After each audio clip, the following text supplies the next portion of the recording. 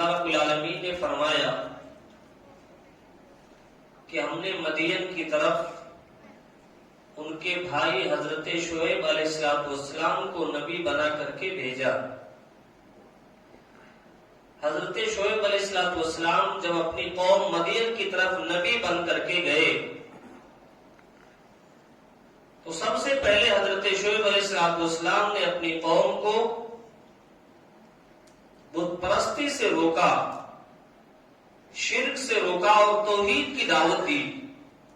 قال یا قوم اعبدوا اللہ ما لکم من الہ غیرہ، کہا کہ اے میری قوم کے لوگوں تم صرف اللہ رب العالمین کی عبادت کرو، اللہ کو چھوڑ کر کے کسی کی عبادت مت کرو۔ اور قوم مدین کی جو دوسری سب سے بڑی برائی تھی جس کا ذکر اللہ تعالیٰ نے اس کے فوراً بعد کیا کہ حضرت شعیب علیہ السلام نے کہا وَلَا تَنْقُصُوا الْمِكْيَالَ وَالْمِيزَانَ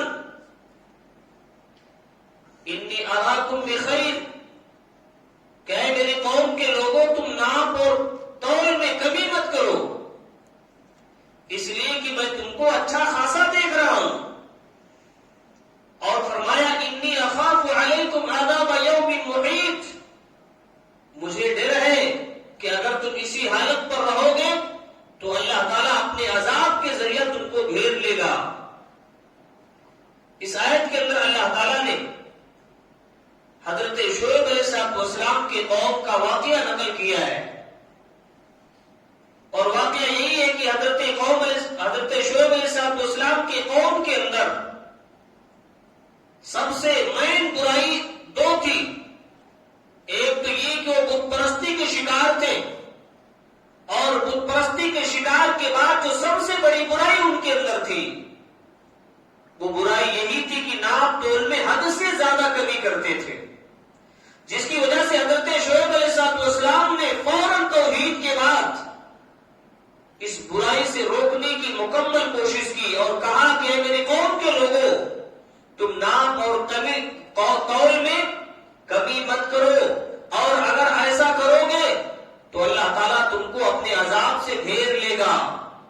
ایک بات اور کہی حضرت شعیب علیہ السلام نے انی اراکم بخیر، میں تم کو اچھا خاصا دیکھ رہا ہوں، اچھی حالت میں دیکھ رہا ہوں، اس کے باوجود بھی تم یہاں کام کر رہے ہو۔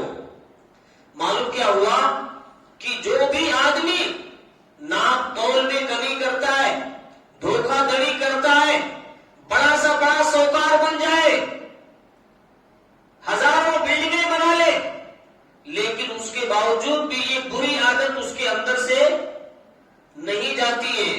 اسی لیے حضرت شعیب علیہ السلام نے کہا کہ میں تم کو تو کھانے پینے کے اعتبار سے اچھا دیکھ رہا ہوں، رہنے سہنے کے اعتبار سے اچھا دیکھ رہا ہوں، تمہارے اندر بھی کسی چیز کی کمی نہیں ہے، لیکن اس کے باوجود بھی تم ناپ اور تول میں کمی کر رہے ہو۔ یعنی ایک بری خصلت ایسی ہے کہ آدمی کتنا بھی بڑا سوکار کیوں نہ بن جائے، یہ عادت جب کسی انسان کو لگ جاتی ہے اس کے اندر سے ختم نہیں ہوتی ہے، اور عموماً یہ برائی بوڑھوں کے اندر زیادہ پائی جاتی ہے۔ جوان اس سے بچنے کے اللہ سے ڈر کر کے اس کی چھوڑنے کی کوشش کرتا ہے، لیکن وہ آدمی جس نے اپنی پوری زندگی ناپ تول میں کمی کی وہ اس برائی سے اپنے آپ کو دور نہیں رکھ پاتا ہے۔ حضرت شعیب علیہ السلام کی قوم نے جب حضرت شعیب علیہ السلام نے یہ پیغام اپنی قوم کو دیا، قوم کے لوگوں کی بات تو دیکھیے، ان کی بات تو سنیے، جو آج ہم کو بات سمجھ میں نہیں آتی ہے، لیکن وہ بات حضرت شعیب علیہ السلام کی قوم مدین والوں کو سمجھ میں آ گئی۔ حضرت شعیب علیہ السلام کی قوم نے حضرت شعیب علیہ السلام سے کہا کہ اے شعیب علیہ السلام، کیا تمہاری نماز جو تم نماز پڑھتے ہو، تمہاری نماز ہم کو شرک سے دور رہنے کی تلقین کرتی ہے اور ہم کو ناپ تول سے بچنے، صحیح طریقے سے ناپ تول کرنے کی تعلیم دیتی ہے؟ اگر یہ تعلیم تمہاری نماز دیتی ہے تو تم تو بہت ہی بردبار اور پرہیزگار آدمی ہو۔ یہ ایک کافر قوم حضرت شعیب علیہ السلام سے کہہ رہی ہے کہ اے شعیب، کیا تمہاری نماز یہی تعلیم دے رہی ہے کہ ہم اپنے آبا و اجداد کی عبادت سے رک جائیں، اور ہم نماز اگر پڑھتے ہیں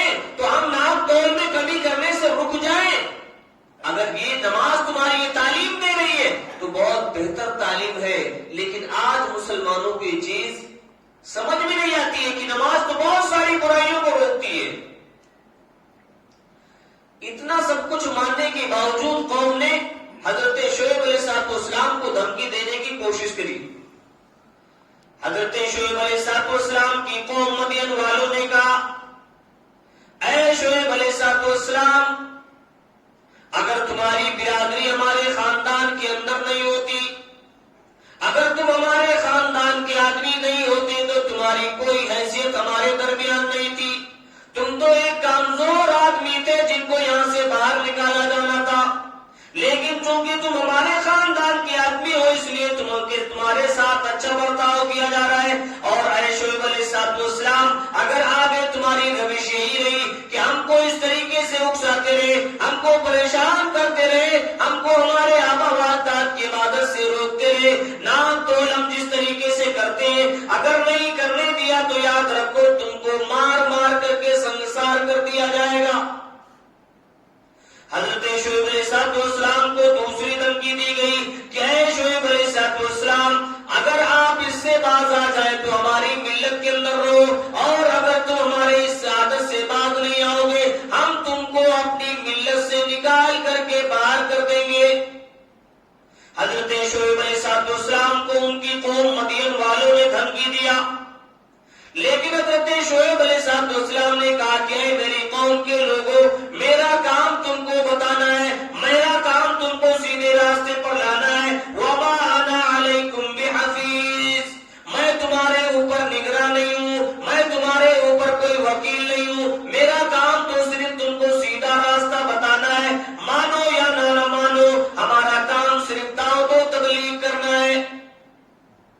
لیکن اس کے باوجود بھی یہ قوم اپنے اس برائی سے نہیں رکی، جس کی وجہ سے اللہ تعالیٰ نے حضرت شعیب علیہ السلام کی قوم مدین پر 3 طرح کے عذاب کو نازل کیا. 3 طرح کا عذاب اللہ نے اس قوم کے اوپر نازل کیا. پہلا یہ کہ فرشتوں کے ذریعے ایک بہت بڑی چیخ آئی، اور دوسرا یہ کہ زلزلہ آیا، اور تیسرا یہ کہ آسمان سے پتھروں کی بارش ہوئی. فَأَصْبَحُوا فِي دِيَارِهِمْ جَاثِمِينَ، اللہ رب العالمین نے فرمایا کہ اپنے گھروں کے اندر عہدے کو پڑے رہ گئے. تو یہ ناپ تول کی کمی کی وجہ سے اللہ تعالیٰ نے اس شعیب علیہ السلام کی قوم مدین کو 3 طرح کے عذاب سے دوچار کیا. شریعت اسلامیہ نے بھی اس معاملے میں بہت سخت قانون بنایا ہے. نبی کریم صلی اللہ علیہ وسلم جب ہجرت کر کے مدینہ گئے، دیکھا کہ مدینہ کے لوگ بھی ناپ تول میں کمی کر رہے ہیں. جب لے رہے تو پورا پورا لے رہے، اور جب دے رہے تو کم دے رہے. نبی کریم صلی اللہ علیہ وسلم نے مدینہ والوں کو اس سے روکا.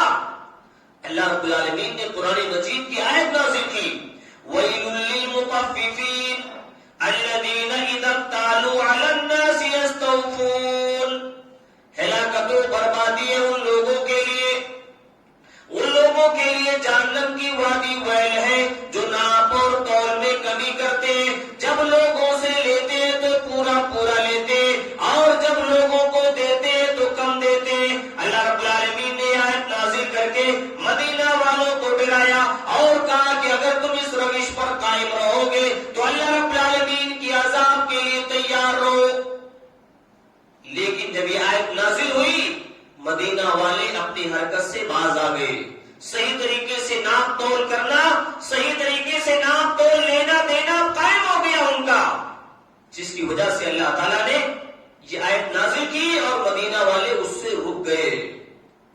یاد رکھیے اگر ہم نے کسی کو دھوکہ دیا، ہم نے کسی کے مال کے ساتھ دھوکہ دھڑی کیا، ہمارے اس عمل کی وجہ سے ہماری کوئی بھی عبادت قابل قبول نہیں ہوتی ہے.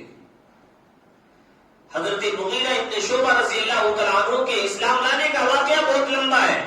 مختصر یہ کہ جب یہ مقوقس بادشاہ کے پاس سے واپس آ رہے تھے، ان کے ساتھ بہت سارے لوگ تھے ان کے خاندان کے، ان کے پاس مال و دولت کی کثرت تھی، بادشاہ نے بہت تحفے تحائف دیا تھا. راستے میں آ کر کے حضرت مغیرہ ابن شعبہ رضی اللہ تعالیٰ بیان فرماتے ہیں کہ ہماری نیت خراب ہو گئی، ہم نے سب کو شراب پلا دیا، سب کو کہ میں نے شراب نہیں پیا. اور جب شراب پی کر کے وہ مست ہو گئے، ہم نے ایک ایک کر کے سب کو قتل کر دیا. قتل کرنے کے بعد وہ مال جو ان کے پاس تھا سب کچھ لے کر کے میں نبی کریم صلی اللہ علیہ وسلم کے پاس آیا اور کہا کہ اللہ کے رسول، میں نے یہ مال اس طریقے سے لے کر کے آیا ہوں، اب آپ کے اوپر اسلام قبول کرنا چاہتا ہوں. نبی کریم صلی اللہ علیہ وسلم نے فرمایا، اے مغیرہ ابن شعبہ رضی اللہ تعالیٰ عنہ، جہاں تک تمہارے مال کا تعلق ہے تو تم نے یہ مال دھوکے سے حاصل کیا ہے، تم نے یہ مال دھوکہ دے کر کے لیا ہے، اس لیے تمہارا یہ مال اسلام کو قابل قبول نہیں ہے. کہا کہ اللہ کے رسول، اس مال کو میں نے کفر کی حالت میں لیا ہے. کہا اللہ کے رسول صلی اللہ علیہ وسلم نے، اگرچہ تم نے یہ کفر کی حالت میں کیا ہے لیکن ایسے مال کو اسلام قابل قبول نہیں کرتا ہے. جو شخص کسی کو دھوکہ دے کر کے کسی کے مال کو حاصل کرے، اللہ رب العالمین اور اسلام کو ایسے مال کی کوئی ضرورت نہیں ہے. نبی کریم صلی اللہ علیہ وسلم نے حضرت مغیرہ ابن شعبہ رضی اللہ تعالیٰ عنہ کے ایمان کو تو قبول کر لیا لیکن ان کے اس مال کو اللہ نے قبول نہیں کیا. رسول صلی اللہ علیہ وسلم نے فرمایا، اے مغیرہ ابن شعبہ، تمہارے اس مال کی کوئی ضرورت اللہ کو نہیں ہے. تو یہ اسلام کی تعلیم ہے کہ اگر کوئی بھی مال دھوکے سے حاصل کیا گیا ہو، شریعت اسلامیہ کی نظر میں اس مال کی کوئی حیثیت نہیں ہے. اور نبی کریم صلی اللہ علیہ وسلم نے فرمایا کہ قیامت کے دن ایک جھنڈا بلند کیا جائے گا، ایک جھنڈا بلند کیا جائے گا قیامت کے دن. جتنے لوگ دنیا کے اندر ایک دوسرے کو دھوکہ دیا کرتے تھے، سارے لوگوں کو اسی جھنڈے تلے جمع کر دیا جائے گا تاکہ ساری کائنات والوں کو معلوم ہو جائے کہ یہ شخص دنیا کے اندر ایک دوسرے کو دھوکہ دیا کرتا تھا. تو معلوم ہوا کہ ناپ تول میں کمی کرنا شریعت اسلامیہ کے اندر بھی حرام ہے، ناجائز ہے. اس لیے ہر مسلمان کو اس سے رکنے کی ضرورت ہے. اسلام کی تعلیم یہ ہے کہ اگر تم کسی کو دو تو احسان کر کے دو، یعنی تھوڑا زیادہ اس کو دو، اس کے اوپر احسان کرو. یہ اسلام کی تعلیم ہے. اس کے بعد اللہ رب العالمین نے فرمایا، وَأَقِمِ الصَّلَاةَ طَرْفَيِ النَّهَارِ وَزُلْفًا مِنَ اللَّيْلِ إِنَّ الْحَسَنَاتِ يُذْهِبْنَ السَّيِّئَاتِ. اللہ رب العالمین نے فرمایا کہ تم دن کے دونوں کنارے کی نماز قائم کرو، فجر کی نماز اور عصر کی نماز، اور جب رات کا کچھ حصہ ہو جائے تو نماز قائم کرو. وَزُلْفًا مِنَ اللَّيْلِ، رات کے کچھ حصے کی جب گزر جائے تو اس وقت نماز قائم کرو. اللہ رب العالمین فرماتا ہے یہ نماز قائم کرنا، ان الحسنات یذہبن السیئات، نیکی کرنا یہ گناہوں کو مٹا دیتی ہے. اس آیت کے اندر اللہ نے یہ پیغام دیا کہ نماز ایک ایسی عبادت ہے جو عبادت انسان کے چھوٹے چھوٹے گناہوں کو مٹا دیتی ہے. چھوٹے چھوٹے گناہوں پر انسان اگر توبہ نہ بھی کرے تو یہ چھوٹے چھوٹے گناہوں کو نماز مٹا دیتی ہے. ایک نماز سے لے کر کے دوسری نماز کے درمیان اگر انسان سے کچھ چھوٹی غلطیاں ہو گئی، شریعت اسلامیہ کا اعلان ہے کہ شریعت اسلامیہ ایسے انسان کے گناہوں کو خود بخود معاف کر دیتی ہے. صحیح بخاری کی روایت ہے، حضرت ابو ہریرہ رضی اللہ تعالیٰ عنہ بیان فرماتے ہیں کہ ایک انصاری آدمی نبی کریم صلی اللہ علیہ وسلم کے زمانے میں ایک عورت کو بوسہ لے لیا. اس آدمی کو احساس ہوا کہ میں نے بہت غلط کام کیا ہے. نبی کریم صلی اللہ علیہ وسلم کے پاس آیا اور کہا کہ اللہ کے رسول، مجھ سے غلطی ہو گئی ہے. نبی کریم صلی اللہ علیہ وسلم خاموش رہے. اس کے بعد اللہ نے یہ آیت نازل کی، وَأَقِمِ الصَّلَاةَ طَرْفَيِ النَّهَارِ وَزُلْفًا مِنَ اللَّيْلِ. اے اللہ کے بندے، جو تو نے صبح اور شام کی نماز قائم کی ہے، نماز کا اہتمام کیا ہے، راتوں کو نماز کا اہتمام کیا ہے، یہ نماز تمہارے اس گناہوں کو ختم کر دیا ہے، تمہارے گناہوں کو معاف کر دیا ہے. ان الحسنات یذہبن السیئات، بے شک نیکیاں گناہوں کو مٹا دیتی ہیں. جب یہ آیت نازل ہوئی، حضرت ابو ہریرہ رضی اللہ تعالیٰ عنہ بیان فرماتے ہیں کہ وہ آدمی نبی کریم صلی اللہ علیہ وسلم سے پوچھنے لگا کہ اللہ کے رسول، کیا یہ آیت صرف میرے لیے نازل ہوئی ہے کہ میں نے نماز پڑھ لی ہے، میں نے عبادت کر لی ہے، اللہ نے میرے گناہوں کو معاف کر دیا ہے؟ اللہ کے رسول یہ بتائیے کیا یہ میرے لیے خاص ہے؟ اللہ کے رسول کہ اے شخص، اے اللہ کے بندے، یہ تمہارے لیے صرف نہیں ہے بلکہ میری امت کے ہر اس شخص کے لیے جس سے اس طرح کے گناہ سرزد ہو جائے، عبادت کرتا رہے تو عبادت کی وجہ سے اس کے چھوٹے چھوٹے گناہوں کو اللہ معاف کر دیتا ہے۔ سوال یہ پیدا ہوتا ہے کہ ہم بچپن سے نماز پڑھتے رہتے ہیں، بچپن سے نماز پڑھتے ہیں، جوانی کے دہلیز پر آتے ہیں، جوانی کے دہلیز سے ہوتے ہوتے بڑھاپے کو چلے جاتے ہیں، لیکن نہ ہم سے غیبت چھوٹتی ہے، نہ ہم سے ناپ تول میں کمی چھوٹتی ہے، نہ ہم سے چوری چھوٹتی ہے، نہ زناکاری چھوٹتی ہے، نہ کوئی اور برائیاں چھوڑ رہی ہیں، جبکہ قرآن کا اعلان ہے کہ نماز انسان کی برائیوں کو ختم کر دیتی ہے۔ ان الصلاۃ تنہی عن الفحشاء والمنکر، بے شک نماز انسان کو بے حیائی اور برائی سے روکتی ہے، لیکن ہمارے زندگی کے اندر تبدیلی نہیں آ رہی ہے۔ نماز پڑھتے رہتے ہیں، غیبت کرتے رہتے ہیں، نماز پڑھتے رہتے ہیں، برائیاں کرتے رہتے ہیں، نماز پڑھتے رہتے ہیں، ایک دوسرے کے ساتھ دھوکہ دھڑی کرتے رہتے ہیں، نماز پڑھتے ہیں، چوری کرتے رہتے ہیں، نماز پڑھتے ہیں، زناکاری کرتے رہتے ہیں۔ یہ نماز ہمارے زندگی کے اندر تبدیلی کیوں نہیں لاتی؟ جبکہ قرآن کا اعلان ہے کہ نماز تو انسان کی زندگی سے برائیوں کو ختم کر دیتی ہے۔ اس کا جواب یہ ہے کہ انسان جس طریقے سے نماز اس کو پڑھنا چاہیے اس طریقے سے نماز نہیں پڑھتا ہے۔ اس لیے کہ ایک ڈاکٹر جب دوا دیتا ہے تو پرہیز بھی بتاتا ہے اور ٹائم بھی بتاتا ہے کہ اس ٹائم پہ تم کو دوا کھانا ہے، اس چیزوں سے پرہیز کرنا ہے۔ اب آپ بھی بتائیے، اگر انسان وقت پر گولی نہ لے اور پرہیز نہ کرے تو اس کی بیماری دور ہوگی۔ اسی طریقے سے نماز کا مسئلہ ہے، اگر انسان نماز پڑھ رہا ہے لیکن اس سے بچنے کی کوشش نہیں کر رہا ہے، ٹائم پہ نہیں پڑھ رہا ہے اور اس کی جو لوازمات ہے، خشوع و خضوع ہے، ان ساری چیزوں کی پابندی نہیں کر رہا ہے، تو نماز ایسے شخص کو برائی سے نہیں روک سکتی، اس لیے کہ وہ نماز ہی صحیح سے نہیں پڑھ رہا ہے۔ صحیح بخاری کی ایک دوسری روایت کے اندر حضرت ابو ہریرہ رضی اللہ تعالیٰ عنہ بیان فرماتے ہیں کہ نبی کریم صلی اللہ علیہ وسلم نے صحابہ کو مثال دیا، کہا کہ میرے صحابہ یہ بتاؤ، اگر تمہارے کسی گھر کے سامنے کوئی تالاب ہو اور تم اس میں جا کر کے دن میں 5 مرتبہ غسل کرو تو یہ بتاؤ کیا تمہارے جسم پر کوئی میل کچیل باقی رہے گا؟ صحابہ نے کہا کہ اللہ کے رسول، میل کچیل کچھ بھی باقی نہیں رہے گا۔ نبی کریم صلی اللہ علیہ وسلم نے فرمایا کہ یہی نماز کی مثال ہے کہ اگر تم اپنے زندگی کے اندر پابندی کے ساتھ دن میں 5 مرتبہ 24 گھنٹے کے اندر پابندی کے ساتھ پڑھو تو تمہارے جسم کے اوپر کوئی گناہ نہیں رہے گا۔ تو یہ نماز جب آدمی صحیح طریقے سے پڑھتا ہے، اصول و قوانین کے ساتھ پڑھتا ہے، تو نماز اس کی برائیوں کو دور کرتی ہے، لیکن اگر انسان پابندی کے ساتھ نہیں پڑھتا ہے تو یہ نماز بھی اس کو اس کی برائیوں سے دور نہیں کر سکتی ہے۔ حضرت ابو ہریرہ رضی اللہ تعالیٰ عنہ ایک تیسری روایت کے اندر بیان فرماتے ہیں کہ نبی کریم صلی اللہ علیہ وسلم کے پاس ایک آدمی آیا اور کہا کہ اللہ کے رسول، ایک شخص ہے جو رات بھر نماز پڑھتا ہے اور دن میں چوری کرتا ہے، رات بھر نماز پڑھتا ہے اور دن میں چوری کرتا ہے۔ اللہ کے رسول صلی اللہ علیہ وسلم نے فرمایا کہ اگر وہ شخص پابندی کے ساتھ نماز پڑھتا رہا تو یہ نماز اس کے چوری کو روک دے گی۔